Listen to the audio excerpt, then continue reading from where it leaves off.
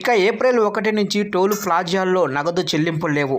ఇక టోల్ ప్లాజాల్లో నగదు చెల్లింపులను నిలిపివేయాలని జాతీయ రహదారుల సంస్థ ఎన్హెచ్ఏఐ భావిస్తుంది. ఏప్రిల్ 1 నుంచి కేవలం ఫాస్టాగ్, యూపీఐ ద్వారా మాత్రమే చెల్లింపులను స్వీకరించే దిశగా చర్యలు తీసుకున్నట్లు తెలిపింది.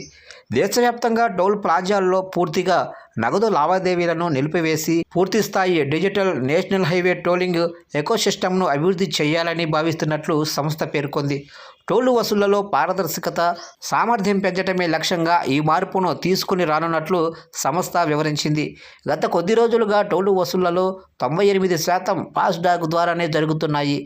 జాతీయ రహదారుల రుసుము నిబంధనల ప్రకారం ఇప్పటి వరకు ఉనికిలో లేని ఫాస్టాగ్తో లేదా అసలు లేకుండా టోల్ ప్లాజా దాటాలనుకునే వాహనదారులు నిర్దేశిత రుసుముకు రెండింతలు సొమ్ము చెల్లించాలి. అదే యూపీఐ ద్వారా అయితే నిర్దేశిత ఫీజుపై 1.25 రెట్లు చెల్లిస్తే సరిపోతుంది.